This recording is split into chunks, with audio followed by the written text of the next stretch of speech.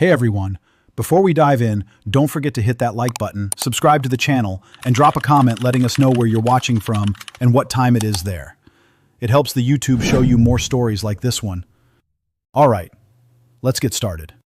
It was Christmas Eve, 1945, when a quiet home in Fayetteville, West Virginia, erupted into flames.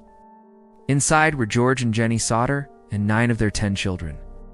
By the time the fire was out, 5 of them had vanished. No remains, no trace. It's just ashes and a mystery that would haunt the town for generations. The official explanation was simple. The children perished in the fire. But the Sodders never believed it, because nothing about the fire or what came after made sense. George Sodder was a successful businessman with strong opinions, especially about Mussolini, which made him a target among Italian immigrants. His family was large, lively, and respected in the community. On Christmas Eve, the kids opened presents and played. The 5 youngest asked to stay up later. Their parents agreed, unaware it would be the last time they'd see them. Just after midnight, Jenny heard something strange like a loud thump on the roof. Then, the unmistakable smell of smoke. The fire moved fast. George and Jenny scrambled to rescue their children. 4 made it out, but 5 were trapped upstairs. George tried to reach them, but the staircase was in flames. He broke a window and sliced his arm. He ran to grab the ladder it was missing. He tried to move his truck closer, but both of his vehicles, fine, earlier that day, suddenly wouldn't start. Desperation turned to horror as the fire engulfed the home. Within 45 minutes, the Sodder house was nothing but embers. When dawn came, something felt wrong. No human remains were found in the ashes, not even bone fragments. Experts said the fire wasn't hot enough to cremate 5 bodies. Cremation takes hours at temperatures far higher than a typical house fire. But the official investigation was quick and conclusive. The children had died. The house was bulldozed within days. No autopsies, no thorough search. It was over. At least that's what officials told the Sodder family. But they weren't convinced. Strange details began to surface. The phone line, thought to be burned, had been cut. The missing ladder was later found tossed into a ditch 75 feet from the house. A neighbor saw a man stealing mechanical parts from George's trucks just before the fire. And another reported seeing something odd parked on the road that night, a strange car watching the house. The Sodders started asking questions. What if this wasn't just a fire? What if someone wanted the children gone? A local woman claimed she saw the children peering from a car window that same night as the fire. Another said she served them breakfast at a diner the next morning. One witness said the kids were seen with unfamiliar adults at a motel. Still, authorities refused to reopen the case. So George and Jenny took matters into their own hands. They handed out flyers, traveled across states, chasing leads, and even contacted the FBI. But without official cooperation, they hit dead ends. They refused to let go. In 1950, George bulldozed the site himself, digging through the rubble. He found a piece of what looked like a human organ. The doctor confirmed it was beef liver and cooked, and clearly planted. Someone had tried to fake evidence. But who and why? Every time the Sodders pushed, more strange clues emerged. One man claimed on his deathbed that he'd helped kidnap the children, that they'd been taken to Italy. But he offered no proof, just another ghost in the smoke. Then came the photo. In 1967, Jenny received an envelope from Kentucky. No return address. Inside was a photograph of a man in his 20s. On the back were bizarre words. Louis Sodder. I love my brother Frankie, little boys. A 90132 or 35? Louis was one of the missing children. The face was strikingly familiar. The eyes, the bone structure. It looked like an older version of Louis, but handwriting experts couldn't confirm its authenticity. The envelope gave them no further clues. To spread awareness, George put up a massive billboard along Route 16, just outside Fayetteville. It stayed there for nearly 40 years. On it were the children's names, faces, and a $10,000 reward for information.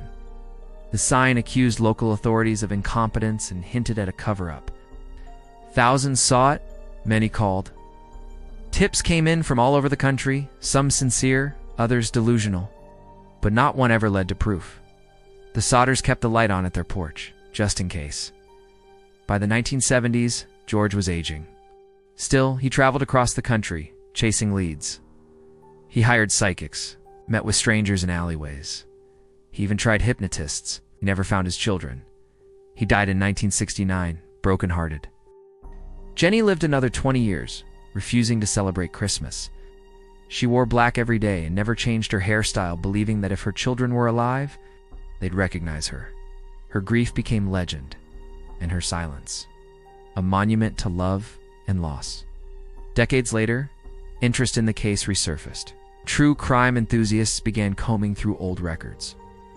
Independent researchers discovered inconsistencies in the fire chief's report and noted the lack of a proper forensic investigation.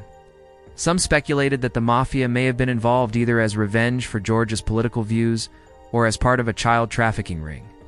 Others theorized it was a planned abduction, staged to look like a tragic accident. In 2007, new technology allowed for reanalysis of remains that had been preserved. A piece of vertebra found during one of George's early digs was tested. The results showed it came from someone much older than the Sodder children. It wasn't even possible it belonged to one of them. It's confirmed what the family had believed all along. No one died in that fire, at least not the children. So if they didn't burn, where did they go? And why did they never reach out? One of the creepiest and most overlooked details came from a neighbor who said they saw a man watching the house that night. He stood under a tree across the road, smoking.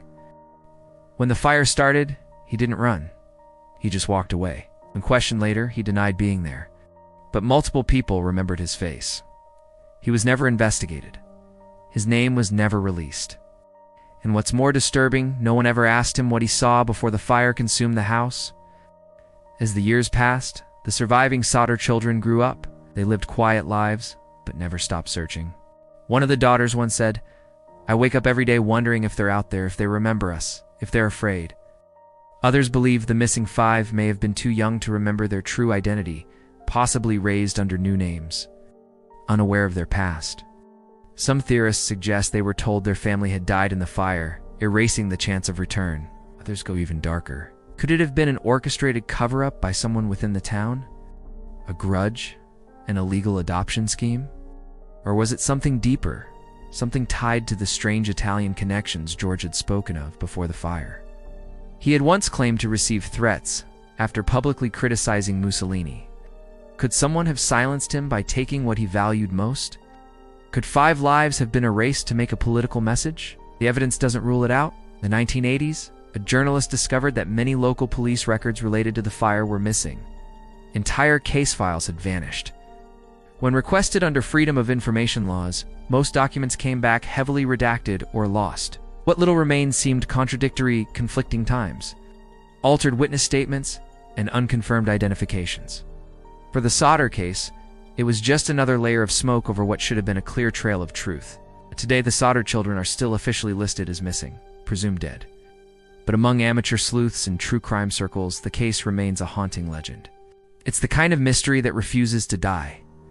Online forums debate it daily, age progression photos circulating quiet corners of the internet. People still claim to have seen them men passing in dreams and old family photos that never quite added up.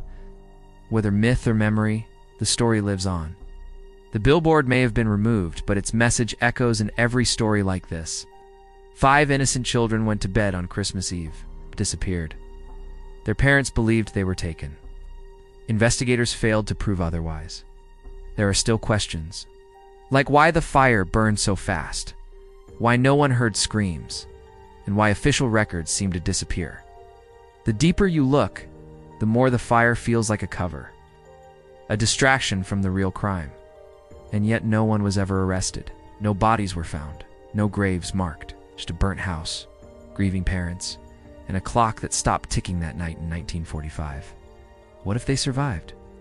What if someone out there still knows the truth, but never spoke? Or worse, what if silence was the price of survival? The Sodder case isn't just unsolved, it's unresolved, not just in files, but in hearts.